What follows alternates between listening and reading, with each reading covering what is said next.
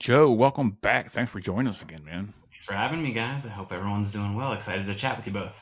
Yep. Congrats, new dad. What has it been like since we last spoke, man? A lot of sleep deprivation, a lot of questioning what your life is, and a lot of spit up and vomit. So it's really good, though. I promise, it is really good.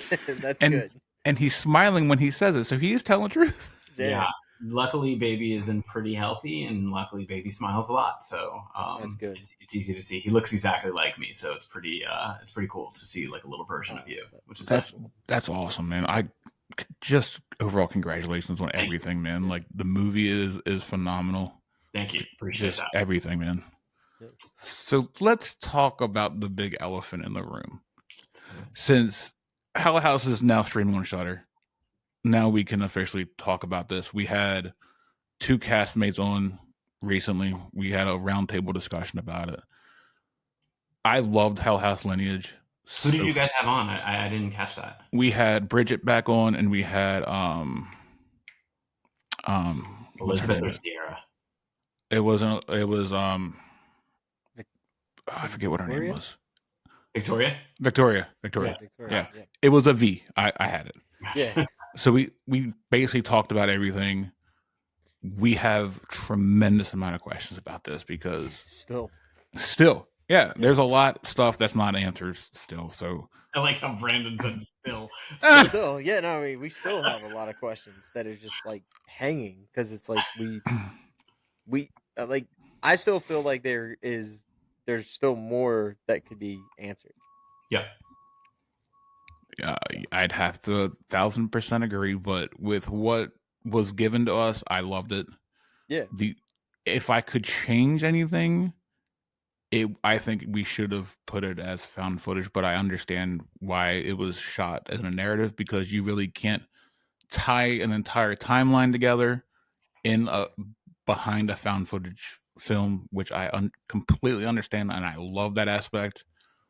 Where do you? I'm not going to start there. Yeah. If you could change anything, what would you change about this film? I mean, I sort of agree with what when Steve sent me the first draft, and I read it. It was narrative, and I remember asking him, "This is a two-parter, right?" And he said yes, and I was like, "Oh, okay, cool." And then I went into it with the thought process that we were making Lineage Part One and Lineage Part Two, and then I found out very shortly after that no, this is actually the whole thing. And I think I had the same reaction that I think some of our fans are having, which we've been very lucky to make these movies for this is our fifth. We've been making them for 10 Yeah. years. We have an awesome fan base, and you guys love talking about it, and we appreciate you guys and people like you who talk about it. But that being said, when you do have a big fan base and you do have a fan base of diehard fans, sometimes you make decisions and they like it, and sometimes you make decisions and they don't like it. And I think the two biggest things for me that kind of stuck out were probably what I think a lot of fans have voiced on social media, which is the switch of the format from found footage to narrative and the ending being a cliffhanger ending. Me personally, I didn't want to end the movie on a cliffhanger ending, but my job as the producer of the Hell House franchise and my relationship with Steve is I've always done everything I can to support him and support his vision and sort of I always say to people, my job is to clear all the shit so that he can be as creative as he possibly could. Yeah. And for him, it was he really wanted to tell a narrative story. And I know that if he told another found footage story, his heart probably wouldn't have been into it. So for him, he wanted to tell a narrative story, and for him, he wanted to have that cliffhanger. And he publicly came out and said it was the last movie, and I always saw that could be a potential problem because I think some fans love that, and some fans love the fact that we're both walking away from this franchise, but there's still stories to be told, which means we could come back at some point in the future. But I think other people are a little let down that why would we end the movie like that? And to some extent, I very much understand that because, like I said, that was my initial gut reaction when I first read the script was we can't end the movie on a cliffhanger like this. So it's not necessarily would I change anything. I mean, listen, you're asking a filmmaker would they change anything, and my answer whenever someone asks me what's my favorite movie that I've made or what's the best movie I made, the answer is the next one. Because by the time you finish making a movie, there's Mhm. so many things that I would change about it that you learn through the editing process and through color and everything in post production that you learn, and you're like, shit, I should have done this, or man, I wish we had a little bit more money, a little bit more time to do this, and this worked out, but this didn't. So I think it's the same case with this movie than any other movie that I've made, as a producer as well as a director. Yeah, that makes perfect sense because Yeah. the entire theater was a little bit rowdy, but I You I I you could have heard a complete pen drop in there. That's how yeah. it got real quiet. And Yeah. besides me, it got real quiet. Um, I was more in like the shock phase. There, you got to be kidding me. This is how this is ending. And then like we talked about it after the movie, and then we were talking about like, okay, he ended it this way because of this reasons, and then we came up with our own like reasons why he ended it, because there may be another way of tying some other movie into it to make it make more sense. Right. And that's where we were at with it, and we're still like kind of like questioning if there's going to be eventually something along the lines of another Hell House or another story that kind of goes along with it. Right. I um mean, listen, I think Steven always says that he has so many ideas and so many stories for so many different things. So in that regard, even if he or we took on another version of the movie, I'm not sure if we ever did come back that we would continue the story from where we left it off. We might go in a completely different direction. So, mhm, and I'm talking like I know what's happening. I have no idea what's happening because at this point, both of us have comfortably said like we're walking away from this franchise. Like it's making a franchise. We're very, very grateful and very lucky to have this franchise. mhm, People want to talk to us about other projects that we're doing and things in our career, and this movie has done so much for both of us. And we've been, sort of put into the cult category in terms of the type of film that we have. And both of us being, or I can even speak for me, being a horror fan myself, to be in a world where every Halloween people are throwing our name up there with scariest movie ever, or up there with best found footage movie ever. Like I mhm. love Paranormal Activity. I think Blair Witch is one of the best movies ever made, and to be on lists with those movies, and lists where scientists are saying we're the ninth scariest movie of all time, like that That's awesome. for a couple guys who made a movie for $50,000, to compare us to movies that were made for $50 million. I feel like that's a big thing that we sort of hold Mhm. as like I don't want to call it a moniker, but it's definitely something that we're really happy that we were able to do, and happy that this horror audience has accepted us with the stories that we want to tell. Yeah. um, but yeah, I mean, I always say never. So I know Steven said he never wanted to do another one. I'm very happy with walking away from it because I'm more of a I've said this before, but I'm not sure how much you guys know this. You might know this from the other movie we're going to talk about, but Mhm. I'm primarily a writer director first, producer second, and I think because Hell House hit so well, and became what it became, people know me more as either the clown or a producer, and so for Yeah. me, there's more things that I want to do as a writer and as a director, and I think this is going to give me the opportunity to continue to do that. So never say never. You never know what could happen, but there's always stories that we can tell. And I think Steve has always laid massive amounts of breadcrumbs throughout this franchise that we can kind of, grab any of those or pull on any of those strings and go in any way we wanted to go. Oh Yeah. yeah, because I actually went down the rabbit hole and I told him, I said, "Who knows? Hell House could be right down the street from 825 Forest Road." Like, Right. I was trying to stretch. You know, it's funny Yeah. when we made 825 Forest Road, there was a joke that they both existed in the same universe. The only downside is that Elizabeth is in both movies as two completely different characters, so that doesn't make I sense. I Yeah. pointed that out. Yeah. Yeah. So I will have to give you a lot of credit. Your scenes made me jump for the first time ever in my life Oh, during a horror film. yeah. Yes. Nice. It it I it was it was the bed scene, dude. When you came yeah. across that bed, I was done. Nice. Yeah, I I was feel like, done. listen, I've been playing the clown for almost 10 years now. So I think one of the things that Steve has always wanted to do with the clown is he's always wanted to keep the clown stationary and not have him move a lot. And one of the things that I've been like pushing him on and asking him, like, can we? I think the thought process behind it was he never wanted to make the clown turn into art or turn into Pennywise or turn into one of Mhm. those clowns. He wanted it to be different and have some dread of like the fear of the unknown, like you never know what this clown's going to do.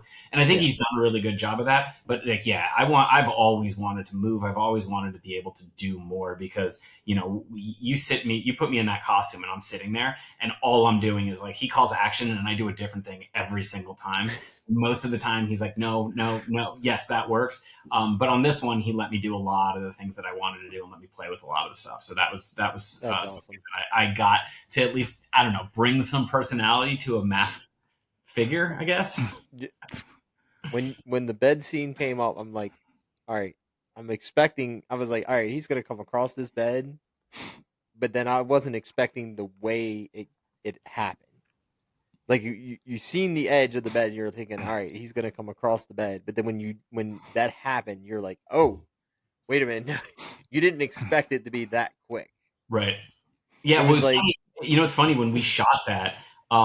Steve wanted the movement to be so still that he wanted it to be a mannequin, and I was like, "Let me do it." I'm like, "I can do it." I'm like, "You don't need a mannequin," and he's like, "No, no, no, let's do the mannequin." So we dressed a mannequin and propped a mannequin and slid the mannequin into place, and it just looked terrible. And I was like, "Just fucking let me do it." I'm like, "I can do it," and I did it. So. So that was definitely something. But yeah, like I said, he gave me an opportunity to have some fun with it, which in other films I probably didn't get to move or do as much as I wanted to. yeah, Yeah. Like, I have never reached for somebody in my life. The fact that that scene lives rent free in my head that I had to grab onto another human because I wasn't expecting it mm, Yeah, is phenomenal. that's awesome. Yeah, I even say that clown specifically, um, that mask, like our mask makers, Paleface, who makes our masks, they do a really good job with everything that they do because they helped us build out these other two masks, which are basically the hearing and the mouth bleeding ones, mhm, off of the original Hell House Clown, which is the eyes one, and when I wear the Hell House Clown, like the face of the franchise, the mask is always slightly bigger than my face. So like it's kind of not that it's uncomfortable, but it's like hard. Like if I move fast or I do things, the mask moves before my face does. But that mask, the one that you were talking about, like I don't know about like when Robert Englund put the glove on for the first time or when Nick Castle put the mask on. Like I don't know what people felt, but when I put that mask on, it didn't feel like I was wearing a mask. It felt like it was my face. And like whenever I moved or had an expression, the mask would move with it. And I was like, yeah. So I think a lot of the scares in that movie are great because I think the way Steve wrote them and directed them, but also at the same time I feel like I was embodying this thing with the way I moved, and it felt pretty cool. that's awesome. That just gave me goosebumps that you just said Yeah, because that you brought up the most iconic mask of all time, and then how yours just fit your face like it was made for you is Yeah, basically telling the entire story of the entire franchise. yeah.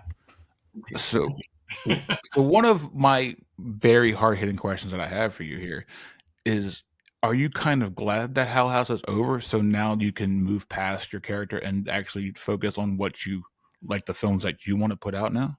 I mean, yes and no. I mean, I don't want to, again, like what I said earlier, I don't want to say I'm happy to be done with Hell House because, Hell House has given me so many opportunities and Hell House has opened me up to so many possibilities in terms of not just my career, but in the relationships that I've built. Like the 10 years of working on 5 movies with different casts and different crews, like some of those people are my closest friends. And people that I'll continue to work with throughout the rest of my life. So it's really hard to look at something that's such a big part of your life and say, I'm happy to be done with this. But that being said, creatively, yes, like you are happy to try new things and move on to other things. And I think a lot of times this industry, I'm sure you guys have heard this from many other people.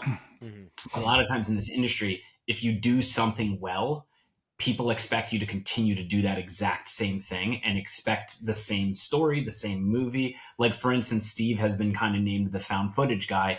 And again, that was part of the reason why he wanted to do a narrative movie, was because he didn't want to continue to be labeled as the found footage guy. And I think, in that regard, there is an aspect of me wanting to continue to showcase the other skills that I believe I have, and the other things that I want to pursue in my career. I've always said I'm a story first person. That's the reason why I became the producer on Hell House, was because I liked the story and I was like, I have to be a part of this. But I have so many stories that I want to tell, and I have so many things that I'm working on to happen next year and years beyond that. So I'm really excited for the opportunity, but I wouldn't be in the position that I'm in without Hell House. So Yeah, that's very Yeah, true. that is. Like, one of the things I've harped on with Brandon, and I've said online to a bunch of people that's been really, really negative about this film, is when you have such a very successful franchise, more than 2 or 3 films, you really back yourself into a corner, because you really have to make a film that really finishes the actual story you want to tell, and also basically please your audience that has gotten you here. yeah. Yeah, So to me, you're, as a director and a filmmaker, you really are holding a double-edged sword, because if you're either going to do well and people are going to like it, or do well and people are going to like it but still receive the same amount of hate. And I compare this franchise to what Terrifier is going to go through next year. next year. Yeah, Like, it's basically the same thing, and people really don't put themselves into your shoes and just basically just put out what you and end the story how you want to end it. No, you're not wrong. yeah, You're 100% right. But that being said, listen, everyone's entitled to their opinion, and Yeah. we wouldn't be doing the things we are if people didn't love it. But I think we also wouldn't be doing the things we are if people didn't hate it. Like, it's a balance, and I think, obviously on social media, a lot of people can say a lot of nasty things and a lot of not nice things, and they can also say a lot of really nice things. But I mhm, mean, listen, Steve and I have had this conversation, especially when a lot of the negative reviews came out. Like, everyone is entitled to say what they want and say how they feel about this. Like, I'm a filmmaker, so there are things about the movie that I love, and there are things about the movie that I really don't love. And a lot of times when people have given us criticism, there's times when I've agreed with it. And then a lot of times when people have said there's things that they love, there's times when I agreed with that too. So um, this industry is so subjective, and that's why there's no one movie that is the best movie ever, Yeah. because it's so subjective, or one horror movie. And I always find it funny, because I meet fans that Hell House is the best movie they've ever seen in their entire life, and like, my immediate reaction to that is like, you mean found footage, right? And they're like, no, like, movie ever. And I'm like, oh wow, like, yeah, okay. But it's one of those things where we're in a creative industry. We get to have creative freedoms, and we're very lucky that we get to do that, and kind of play in this world. And we've been able to make 5 movies, and so you're not like, we're in such a polarizing time in not just the country, but in cinema as well, and things are changing every day. That, yeah, some things are going to work for people, and some things aren't going to work for some people, and that's okay.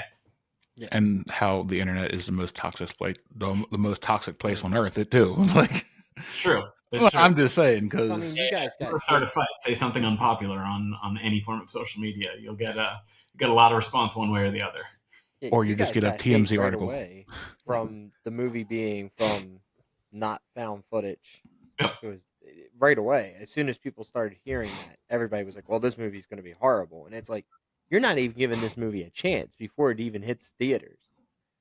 Yeah. So why? I mean, why are you guys not giving it a chance? And then that was where, like, I said to a few people right away, because that's what they were. That's, you're gonna go see that movie, and I'm like, yeah, why not? I mean, it's Hell House. I mean, it's not, to me, it's no different. It doesn't matter to me that it's not a found footage movie. There's gonna be bits and pieces of it where you do see where you might get a found footage spot, but you may not get a full length movie.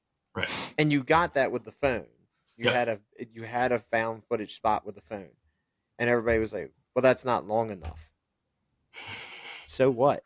You Yeah. got a found footage spot. So you, I mean, it's not set in a found footage movie. It's not. There was no way of doing that in this entire movie. Because if you would have did that, you would have noticed everybody would have been like, "Oh, well, wait a minute, how did you do this? How did you do Right. that?" And one of the challenges with making found footage movies is constantly coming up with ways as to why these characters are holding the camera in like these moments of like potential death, and why it's realistic that they would continue to do so. Hmm.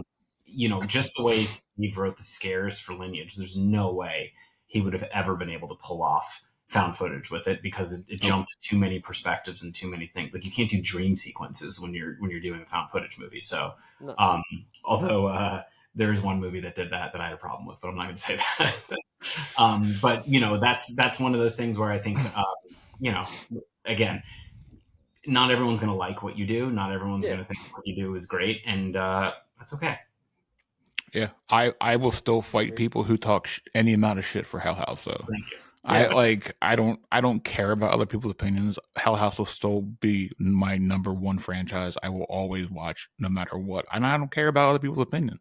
I mean, isn't that the best part of this industry? The best part is something, if you connect to something and you relate to something, yeah, that's the whole point. Is and one of the things that I always say is, I asked you guys off air, have you guys ever not liked something and reviewed it with Yeah. someone? The thing is like, there's always something bad in every movie, and there's always something good in every movie. And like, at the end of the day, someone has put in, maybe not a lot of people in certain cases, but someone's always put in at least a year, 2, 3 years into something. So someone cares about it. Yeah. And so to say that your opinion's right or your opinion's wrong, or someone else is right or someone's wrong, like, that's always going to be debatable, because everything on the internet is debatable. But that's the whole point of making this, is we're at least doing stuff that's having conversations and people are talking about things. And I think that's part of why we do this. Wait, you mean everything I read on the internet is not true? We talk about this all the time. I'm terrible, but we got to talk about your short film that's been getting a lot of reviews on Instagram and Facebook. Yeah. Let's talk about the sequence, man. Like, this film, I'm very thankful that you were able to send us a screener to check this out. Like, the number one question Brandon and I have is, where did this story come from? Yeah. So basically, I met the writer producer. His name is Brian Leprosino, and Brian and I met through a mutual friend who was our cinematographer on the shoot. His name is Jonathan Williams, and Okay. Brian had a dream years ago, and he dreamed the dream sequence. And so he wrote down what he dreamt, and he kind of came up with this story. And then he's been trying to make it for years, and he really wasn't finding the right people, and he really didn't, like, he knew he was going to produce it, but he didn't want to direct it because he didn't want to take on that responsibility, and he was looking for someone. And I think Jonathan, who's friends with both of us, said, hey, like, you should meet Joe. He's the guy who produces all the Hell House movies. He's the director first. I think you would like him. And so he set up a coffee between me and Brian, and we were supposed to, I think, like, get together for 30 minutes or 60 minutes. And it turned into like a 6-hour meeting, and he hired me on the spot. So Wow. yeah. And I love the motifs. I love, obviously the movie's called The Sequence, so there's a lot of themes in there in terms of what sequences are playing out and so on and so forth. But I saw a lot of really cool things in there. I saw a lot of cool themes. I saw a good way that I can challenge myself technically, and then creatively. And Brian was on board for what I pitched to him and what I wanted to do with it. And that's sort of how we kicked off everything. And the whole point was, we were doing it to be a proof of concept for a feature that we want to make. So that's what's in the works right now. We made the short, we did the festival run, and now we're getting to the point where we're starting to get, into the pages, and hopefully we get to make this into a feature. That first 2 minutes of that film, is probably the wildest opening to anything I have ever watched in my entire life. Yeah. Like, Awesome. the camera shots, the reverse camera shots, everything horror, I think, should be. That's awesome. And I cannot wait for you to get a feature, because I already know this is going to be a feature, because, like, come on now. It Like, has to be. this short film is going to be talked about because, for one, it's original as shit. I will die on the hill of original stuff. Yeah. And this has originality all over it. and the poster itself Great. is probably what got us into the door, because we saw the poster Mhm. and we had no idea you were even attached to it. Yep. That's And awesome. That's and cool. then as soon as the trailer hit, I sent it to Brandon and I said check this out. He goes, I fucking love it. Nice. Who's directing it? Who's this? And I go, Joe. He goes, you mean Oh, JoJo? JoJo? He goes, I go, yeah. He goes, well, when are we gonna talk to him? I said, I'll get right on that, Brandon. Don't worry. Yeah. I'll work for you today. How about that? That's awesome. Thank you, guys. I appreciate Hey, that. it's like There anytime. is It's like this short was something that I think we were all looking for right now because we didn't. There's not really much going on, so this short was like the filler right now. The something. Awesome. Thank you. Yeah, you know there. it's funny when we were at a couple different festivals over the last month, and I remember when we were at Nightmare Fest in Columbus, Ohio. Great festival, really good for indie horror filmmakers. I remember one of the things that Brian and I talked about was not to spoil anything, but Mhm. a child gets killed in our movie, and we had a long talk about it because we didn't want to shy away from that. We wanted to put that on screen, and I appreciated that Brian was willing to do that because there's technically some taboo things that usually you don't want to do in a film because you'll lose an audience, and we realized that it actually made sense more for the narrative and for the story. But I remember, when we first, when we shot it, when we did it, even when I was directing it, we had backup plans and we had all these other things. And I remember us thinking like, are we going too far? Like, is this okay? Blah, blah, blah.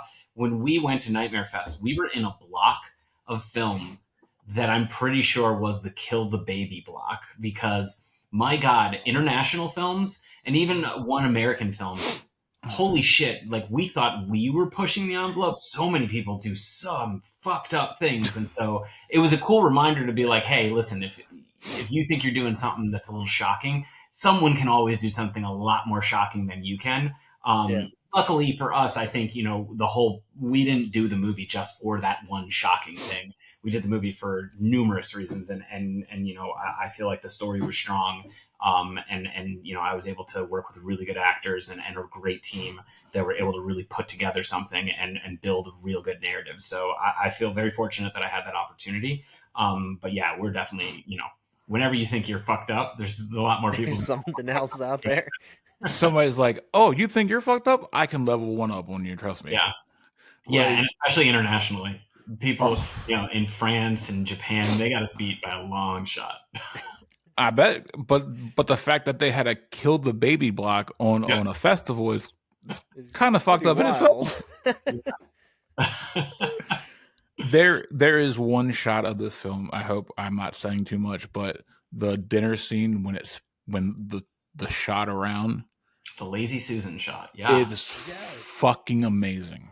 Yes. I Yeah. don't think we see that enough in films, and the fact that you did it so perfectly just made me more invested in the scene, because I don't think I've ever seen a shot like that, and to see how the actual scene plays out as that is amazing. Yeah.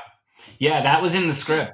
It was actually in the nightmare scene as well as the real life scene, and that was actually one of my notes to Brian when I first read the script and told him what I wanted to do with it because I know that it was going to be a technically challenging shot to pull off. But I told him I don't think we should do it twice, and I said the reason why we shouldn't do it twice is because if you do it in the nightmare sequence and it plays out and you see what happens in the nightmare sequence, the second we get to real life, the second that camera starts moving in the same direction, everyone's going to know what happens before it actually happens. And Oh yeah. so he let me rewrite the nightmare sequence about how everything plays out so that by the time we do get to that Lazy Susan shot, it's all new information for people. And yeah, I mean, that was very challenging. I knew going into it, like when I read it, I knew that was going to be the hardest day, because you have a lot of things, one, you're dealing with a remote head. So you're dealing with a remote control that you're being controlled. So it's a specialty piece of equipment. Number two, you're dealing with a human operator. So Jonathan, our cinematographer, who has to hit it the same way every single time for every single take. Mhm. Three, you're dealing with actors. So you're dealing with people whose performances are going to change even in the slightest, every single take. So you need to get it in one take. And then you're dealing with special effects. So you're dealing with, you know, vomit and other things in the scene and Mhm. food and all that kind of stuff. And then lastly, you're dealing with a child actor. So you're dealing with all of these things and you're dealing with someone who, you know, you wouldn't be, I couldn't direct her the same way I could direct Katie Parker, who's our lead in it. Because there's some conversations that you just can't really talk about. For her, we were playing make believe. And so, you know, I knew it was going to be challenging. I knew no matter how much we rehearsed it, it was still going to be challenging when everything came together. And you know, it was definitely something that I was so excited to shoot, and I'm so glad it came out the way it came out. Oh, Yeah. like when the vomit came out, I'm like, it looked like Sprite was being spilled, and I'm like, now I can't really drink Sprite ever again. That was Andrew, who plays the dad Thomas. He did a really good job of selling that. I was Yeah. impressed. Yeah, that was fun. But I'll tell you something funny about that. So I remember because, you know, when I think a lot of times when people make movies that are millions of dollars or studio films or all that kind of stuff, Mhm. um, you learn that like every person has a job. You know, you don't touch the lights if you work in camera. You don't touch this. You don't touch that. And like it makes sense. Like it's a safety thing. It's also like a respect thing in an industry, like it's a professionalism thing. But when you make indie films and you make guerrilla films, you learn how to do everything. Like you and like that first Hell House movie, I was crawling on the ground in that malfunction sequence. I was tapping people, running through scenes, shooting things. I was doing so much stuff. And so this, I had an opportunity to do a little bit of that and bring some of the guerrilla filmmaking to it because I remember we did a take where I was at monitor and not in the room, and it just sucked. Like it just wasn't working. And so my assistant director, Sarah, her and I were like, let's go under the table. So in that scene, we're both under the table and we both have monitors and we're tapping the different people to cue them to do things based on where the camera's going. So there's a lot of like, not only like the hard work, the technical work and everything that goes into the performances on the actor side and the crew side, but then there's some guerrilla like feeling like you're in the shit, making it with people you know, that you're under the table and kind of tapping people and having fun. And so that was really cool and a lot of fun. And kind of always the reminder to me that like, don't ever get out of the mindset of an indie filmmaker or guerrilla Yeah. filmmaker because, you know, a lot of people will be like, no, in order to pull that shot off, you need $10 million. And it's like, no, you don't. Just get your ass under the table and tap some people. There you go. Under the table and tap some people. All right, That's Brandon. a good like bumper sticker there. That can be taken out of context, Could though. be taken out of Yeah, context. yeah, that would. Yes, but Oh, you want to tap here? Gas yeah. pedal. We don't need that. We, like Grand Theft Auto Brandon over here. We don't need that. Yeah, of course. So did you have anything to do with like who you picked to be in the movie, or was Yeah. that all just Brian? Nope, no, I picked everyone. Brian, you know, when you direct something, and especially when you direct something that you didn't write, directors are responsible for picking the cast. They're responsible for choosing the shots, the visual look of the film, as well as the performances. So Brian was really good. We brought on two casting directors, Nicole and Zach, who were fucking incredible. I love both of them, and they presented people to me based on the looks and based on the things. So we had a list of people that we were sending to them, and they had a list that they were sending back to us, and it was kind of like a collaboration. But ultimately, I was the one who picked the order of who I wanted and who I wanted to work with, and I was dying to work with Katie Parker because I think she is such an untapped talent, and I think she's had opportunities to work on a lot of Mike Flanagan stuff. She's in The Haunting of Hill Mhm. House, Blind Manor, Fall of the House of Usher. She's been in a lot of really really good movies and television shows, and I feel like she should be a star and like be front and center for everything that she does. So the fact that she wanted to be in this and really loved the script and kind of saw what I was trying to do with it, I Mhm. was excited about that. So yeah, but I picked everyone. Obviously, our casting directors are very responsible for recommending a lot of people. But yeah, I always saw Katie as this. Like the Katie was one of the top people that I was like, I want Katie Parker in this. Like she's incredible. So that was great. And she kills it with her facial expressions Oh and yeah. Yeah, yeah. very, very fucking creepy. Very, very talented. She's actually starring in The Wretched 2. She's shooting that right now. I'm not sure if you guys have seen The Wretched. It's on Netflix. It's a good movie, but she'll be in the sequel, which will be coming out next year. Yeah. Nice. Yeah. That's awesome. Yeah. Yeah. Like, I just can't wait because I need to see this full length film. Like, maybe 2 hours ago. Yeah, great. She's in a movie called The Beldam, which is probably going to come out soon too, which I highly recommend. I saw that last year. It's a very very good film. She's really really great in anything she's in. Yeah. So, what is next for you? Is getting this made, or do you have other projects you want to do first? Oh Like, man, how long do you have? So for starters, Brian and I are developing this into a feature. So we are in the writing process right now, and we are hoping, next year or the following year, we get to actually bring Katie back and make the feature length version of this. So that's obviously number one from the short film. And then I have a couple other things brewing at the time. I have a movie that I made last year called Imposters. I produced that one, and I worked with a talented filmmaker named Caleb Phillips, and it was his first horror feature. And we got Jessica Roth from Happy Death Day and Charlie Barnett from Russian Doll in it, and so Nice. that's more of a science fiction movie, but it's really really well done, and we're probably going to hit festivals next year with hopefully distribution at the end of the year. Mhm. That's going to come out, and then I have two other movies. I have a movie called The Hunted that I'm in pre-production on, and I just I just got my two leads for that, and I'm hoping that is something I do early next year. But if not, I also wrote a sequel to another Cabin in the Woods movie called Another Mass Killer movie. And so if I decide to go the comedy route, there's that. So I we'll like see. that movie. Yeah. That was But such a I feel like I got something going with the dark shit, so maybe I'll do that. Who yeah, knows? yeah. What's up? I will have to agree with that one Yeah. because if the sequence is only the beginning of your dark shit, we need more dark shit. Hell Yeah. yeah. Exactly. And we're gonna be here for it because anything you make, Stephen Cognetti makes, we are going to Oh, be on top yeah. of it. Thank you guys. Appreciate Like you have fans for life from us because your Yeah, stuff you is guys have what been. horror should be. Yeah. Thank you guys. If you ever need anything from us, you know where to find me. You know where to find Brandon. I do. We're Anything always we can here. do for you. Appreciate you guys. That means a lot. Like I said, you guys and people talking about the things that we're doing is a reason why we continue to have opportunities and be able to do the things that we do. So thank you guys. I appreciate you both. Yeah. No, thank No, you. thank you.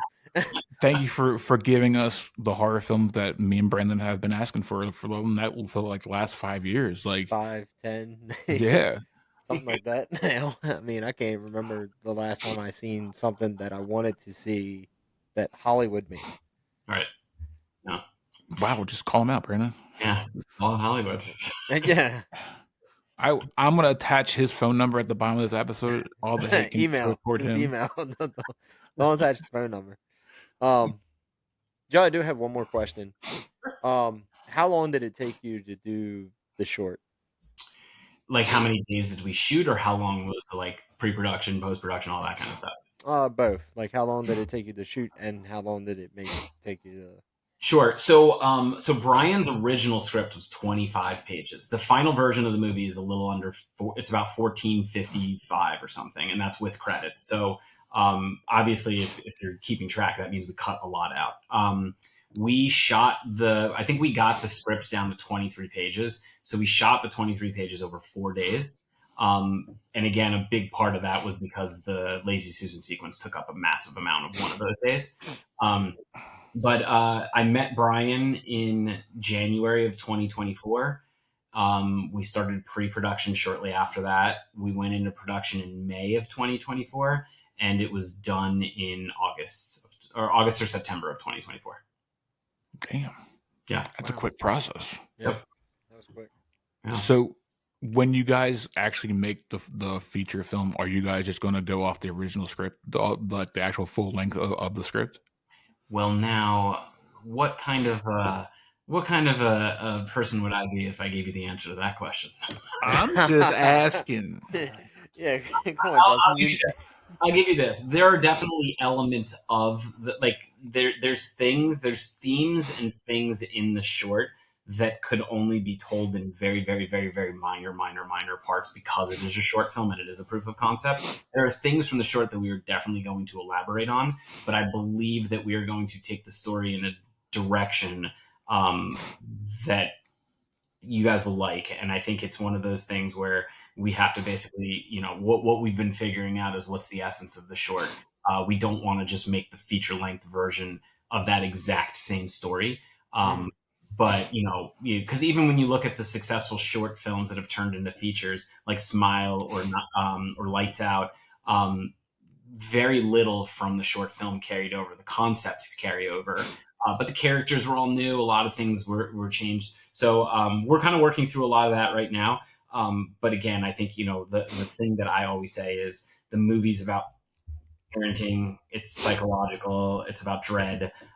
You'll have those elements in the movie for sure. As long as it has dark shit, you got me. Yeah, you got me. Yeah, exactly. We always talk about dark shit, so That's There you go. that's what horror should be. Yep. But Joe, thank you for taking the time out of your busy schedule to join us once again. We can't thank you enough for what you do, man. Thank you, guys.